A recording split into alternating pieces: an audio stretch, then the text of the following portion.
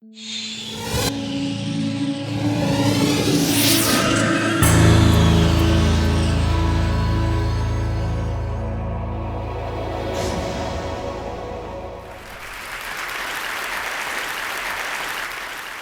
like to ask you, what do these three people have in common?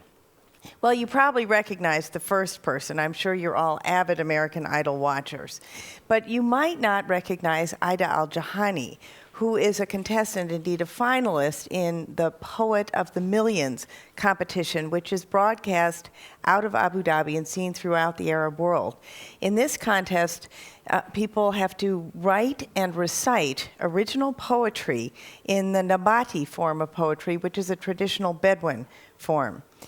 And Lima Sahar was a finalist in the Afghan Star singing competition. Now, before I go any further, yes, I know it all began with Britain's Got Talent. But my point in discussing this is to show you, I hope I'll be able to show you how these merit-based competitions with equal access to everyone, with the winner selected by voting via SMS, are changing tribal societies. And I'm going to focus on Afghanistan and the Arab world with the UAE, how they're changing tribal societies, not by introducing Western ideas, but by being integrated into the language in those places. It all begins with enjoyment.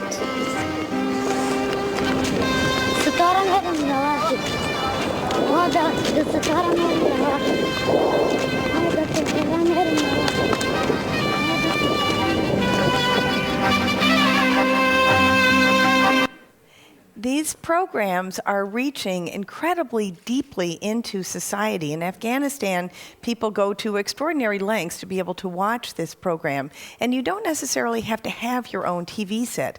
People watch it all over the country, also in public places. But it goes beyond watching, because also part of this is campaigning. People become so engaged that they have volunteers, just like political volunteers anyway, who fan out over the countryside campaigning for their candidate. The contestants also put themselves forward. Now, and of course, there's a certain degree of ethnic allegiance, but not entirely, because each year the winner has come from a different tribal group. This has opened up the door particularly for women. And in the last season, there were two women in the finalists. One of them, Lima Sahar, is a Pashtun from Kandahar, a very conservative part of the country. And here she relates in the documentary film Afghan Star how her friends urged her not to do this and told her that she was leaving them for democracy. But she also confides that she knows that members of the Taliban are actually SMSing votes in for her. Ida Al-Jahani also took risks and put herself out to compete in the Poet of the Millions competition. I have to say her husband backed her from the start, but her tribe and family urged her not to compete and were very much against it. But once she started to win, then they got behind her again. It turns out that competition and winning is a universal human value. And she's out there, her poetry is about women and the life of women in society. So just by presenting herself and being in competition with men, this shows the voting on the program, it sets a very important example for young women. These are young women in the audience of the program in Abu Dhabi, but also people in the viewing audience. Now, you'd think that American Idol would introduce a measure of Americanization, but actually just the opposite is happening. By using this engaging popular format for traditional local culture, it actually, in the Gulf, is precipitating a revival of interest in Nabati poetry, also in traditional dress and dance and music. And for Afghanistan, where the Taliban banned music for many years, it is reintroducing their traditional music. They don't sing pop songs, they sing Afghan music. And they also have learned how to lose gracefully without avenging the winner. And no small thing. And The final sort of formulation of this American Idol format, which has just appeared in Afghanistan, is a new program called The Candidate. And in this program, people present policy platforms that are then voted on. Many of them are too young to run for president, but by putting the issues out there, they are influencing the presidential race. So for me, the substance of Things Unseen is how reality TV is driving reality. Thank you.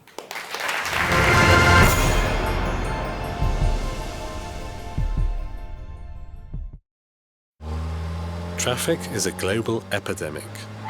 US traffic is creating 45% of the world's air pollution. In the UK, time wasted in traffic costs $20 billion a year. Would you pay for cleaner air and a faster commute? Stockholm put it to a vote. I voted for it, yes. I voted for it. I vote for it. We're not old enough to vote.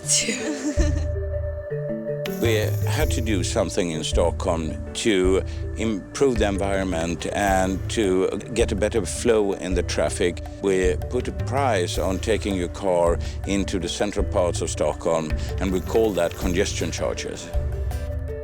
If you start a system like this and it doesn't work on the first day, then you will be in big trouble. It must be perfect from day one. There are 18 entry gates to the city. Each is equipped with cameras. Pictures are taken of the rear and front license plates. These pictures are sent to a central system that identifies the license plates and makes sure that the right person pays for the right passages. One of the obstacles we overcame was the OCR, the optical character reading of the license plate. We went out to IBM's global organization and the R&D centers and find a very good software we could use, and we managed to implement it in 2 months' time. This is the heart of the system where all images and passages are being processed. Over 99% of all pictures are correctly identified.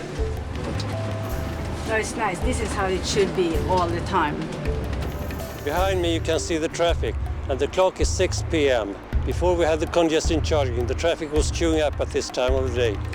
Jag tycker det är en bra idé. I think it's a good idea because I think that we should take care of the environment in the city. The traffic went down with about 22%, and the air pollution was about 14% better.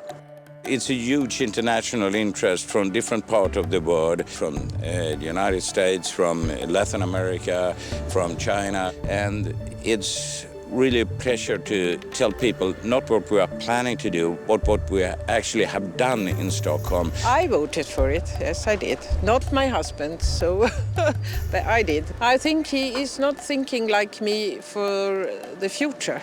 I'm thinking for the children and the grandchildren.